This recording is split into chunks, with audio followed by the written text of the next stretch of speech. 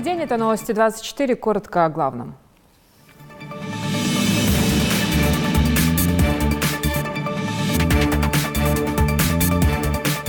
С праздником, православные христиане! Сегодня светлый день Воскресения Христова, символ мира и добра, единства и согласия.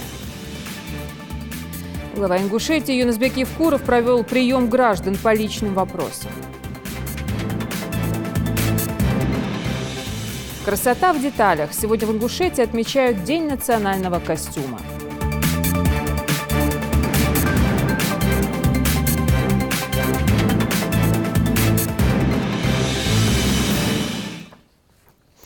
Сегодня Светлое Христово Воскресение или Пасха – важнейший праздник, знаменующий воскресение из мертвых Иисуса Христа. Это центральное библейское событие является основой христианского учения. Ежегодно дату Пасхи определяют с помощью лунного и солнечного календарей. В ночь на 28 апреля в Сунже в церкви Покрова Пресвятой Богородицы прошло праздничное богослужение. Репортаж нашего корреспондента.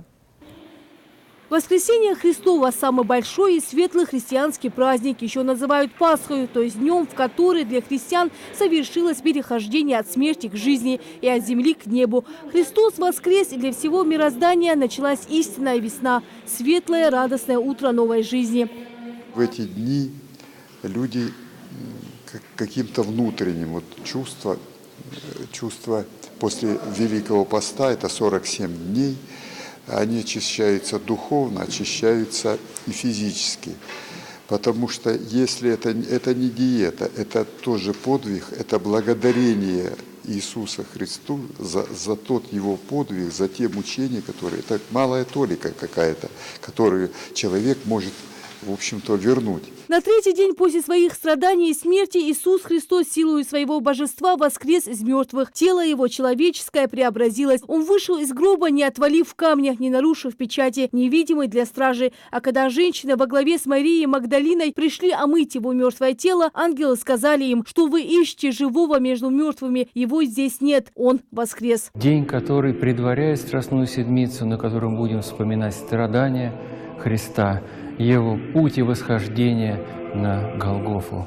Сегодня мы с вами поговорим об истории этого праздника, о событиях евангельских того времени, которые описывают нам сам вход Господа во Святой Град Иерусалим.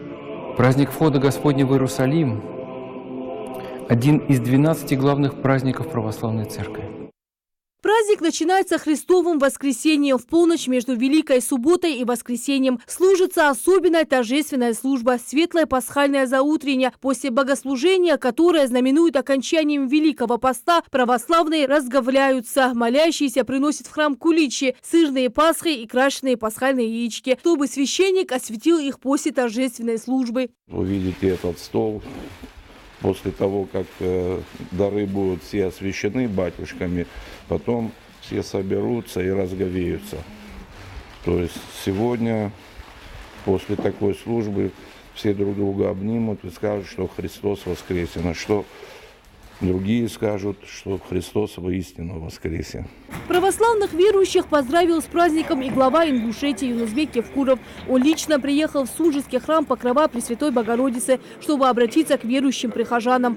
Те люди, которые постятся, которые веруют, которые в душе Бог, они, конечно, добрые дела творят не только во время поста,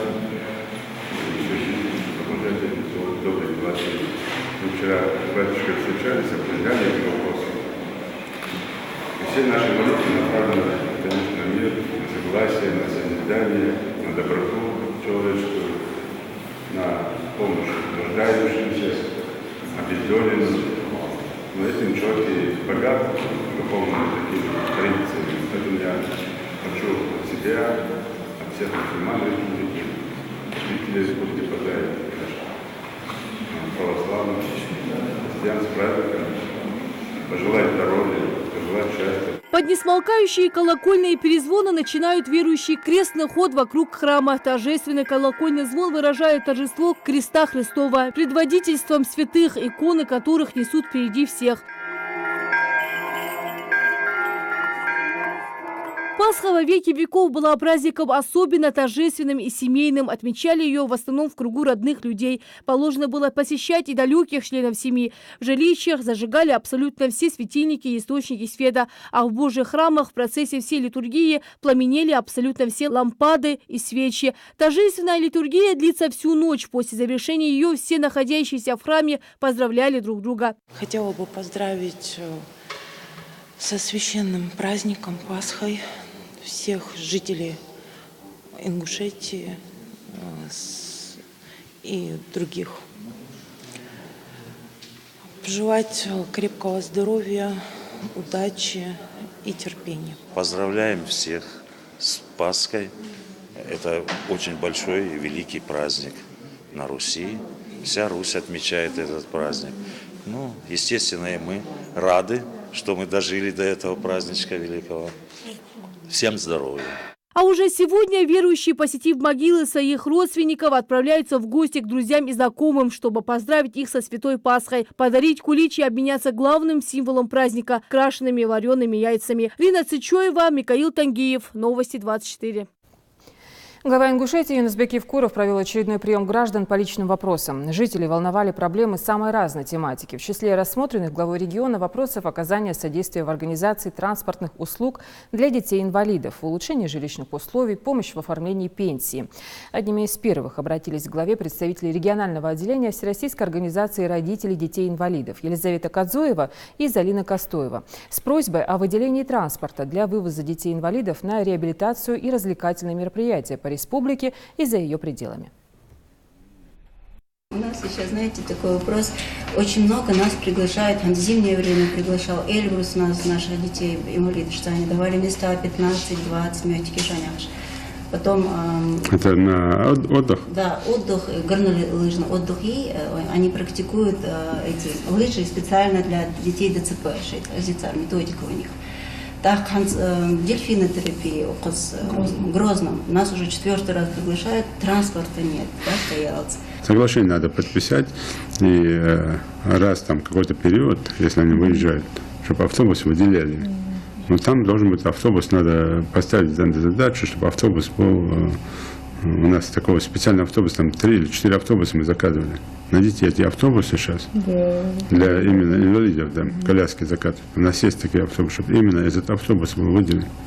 У нас есть автобусы, да, с низкой посадкой? Да, мы в прошлом году мы привозили их, там как раз Лейла Мял участвовала в этом проекте по доступной среде.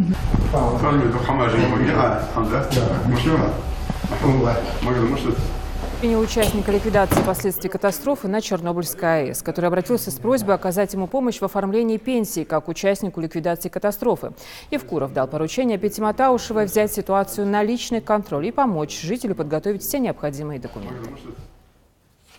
Сегодня в Ингушетии впервые отмечают День национального костюма, как не просто атрибута одежды, а социального кода нации. Каждый элемент наряда, мужского или женского, это ключ к истории, культуре и быту нашего народа. В Доме культуры состоялось праздничное мероприятие, организатором которого выступило Министерство культуры и архивного отдела Ингушетии. Слово Дане Плиевой.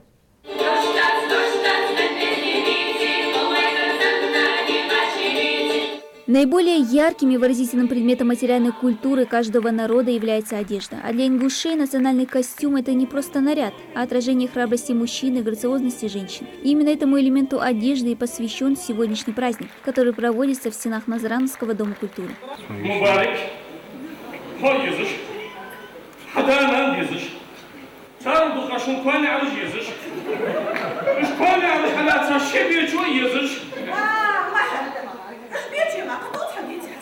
В рамках празднования региональный Минкульт подготовил насыщенную программу. Гостей мероприятия ждали музыкальные и танцевальные выступления творческих коллективов, мини-показы спектаклей от Русского государственного музыкально-драматического театра республики. А изюминкой праздника стал показ национальных костюмов известных ингушских модельеров, которые постарались передать в своих нарядах всю элегантность, строгость и изящество женской национальной одежды не только ингушей, но и других народов Кавказа.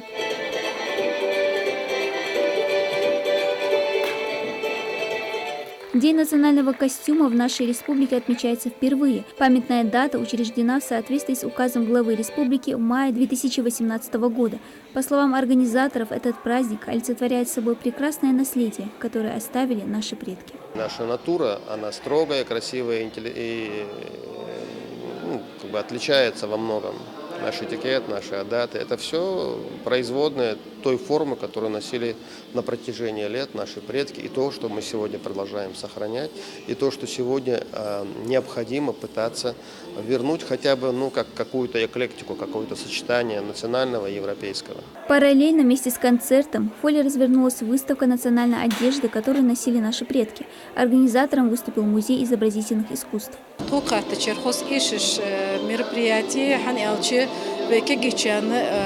ير واقعشان دقبرج بيه غلغيت دوخر وغرس ليل بيت سخوج تغلات ملا ما عند سخوج سنتر اسحدواج د سخوج دقيتي بار تعينش يتي بار مربرياتش قوليش خالش سوقاتش دق ما عندولش истории дق قمدوي دق сдозش خالش ايش ده. С помощью национального костюма можно узнать многое и о культуре народа, уверена Лемка Агиева.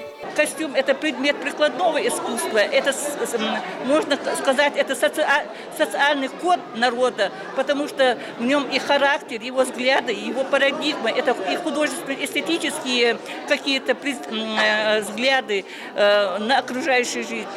Охватить в костюме можно прочитать всю историю. На сегодняшний день национальная одежда воспринимается как нечто из далекого прошлого. Традиционный костюм не может выйти за рамки музейного экспоната – сценической одежды. Их редко надевают в обыденной жизни. Но главная цель этого праздника – донести, что национальный костюм не просто одежда, а один из элементов, который несет в себе бесценный многовековой опыт целого народа. Национальный костюм – это традиции, обычаи, статистика народа и, самое главное, его культура.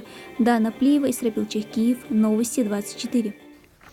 А вот о чем вам расскажет Рина Цычоева в своей еженедельной информационно-аналитической программе «Итоги недели». Смотрите сегодня сразу после праймового выпуска новостей.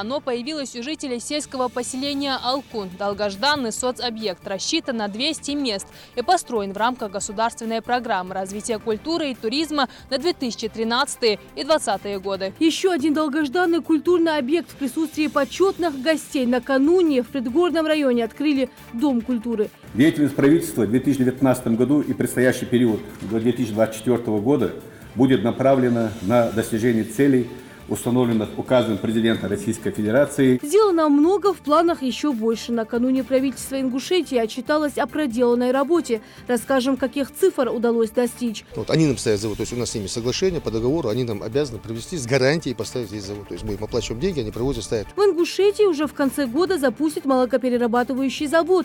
Отечественное производство и приемлемая цена ждут потребители. В качестве заготовки использовалось обычное платье.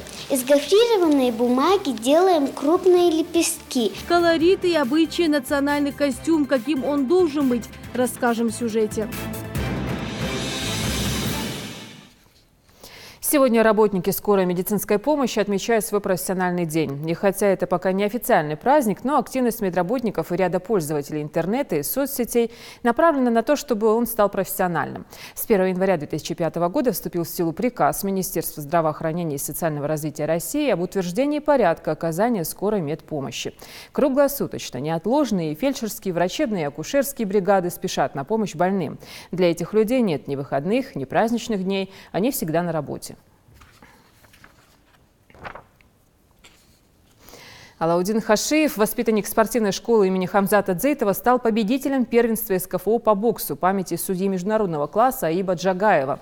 Соревнования среди юношей 13-14 лет прошли во Владикавказе. Это был отборочный этап. Подробности в репортаже Ларисы Дударовой.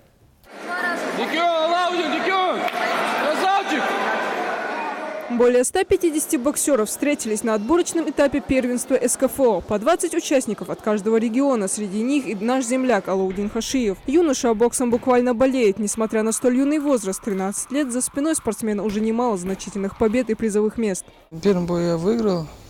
В финале ассистент у меня был довольно, не такой уж он сильный был. Каждое соревнование, будь это на маленьком или большом ринге, для спортсменов имеет важное значение. Так, спорный момент на предыдущем турнире в Ставропольском крае стал решающим для Алаудина. Упорным тренировкам по отработке выпадов и ударов юный боксер стал уделять все свободное от школы время. Параллельно поехали на физкультурно-спортивное общество «Юность России». Там Алаудин провел 3 боя. В финале с разногласием судей отдали представителю РСО «Алания». Участник России без отбора с автоматом сразу допускается на турнир Грекова, который будет проходить в городе Москве в декабре месяце. Это сильный турнир. Финалисты включаются в национальную сборную страны среди юношей. Поэтому мы будем и не только на эту Россию готовиться, и в конце года декабрьские соревнования. Турнир Грекова, он сейчас классом выше, его как переходную Россию утвердили, поэтому и туда мы сейчас будем готовиться. Спортивная школа имени Хамзата Дзейтова славится не только хорошей подготовкой и строгой дисциплиной, но и дружным коллективом. Каждый воспитанник знает свои слабые стороны, над которыми надо работать, опираясь на свой и полученный от других опыт. Всего пара минут разбора боя для юных боксеров на ринге – целый эпизод жизни. Алаудин очень серьезно готовился к этим соревнованиям. Приходя на тренировки, он сильно выкладывался, постоянно тренировался. Он также бой отбоксировал, он очень смело и грамотно, для своего возраста даже. После отборочного этапа времени на передышку у Алаудина нет. Впереди предстоит встреча с лучшими боксерами со всего СКФО на первенстве России, который пройдет в середине мая в Анапе. Лариса Дударова, Асхаб Белакеев, Новости 24. Следите за новостями на канале Ингушетия и до встречи в эфире.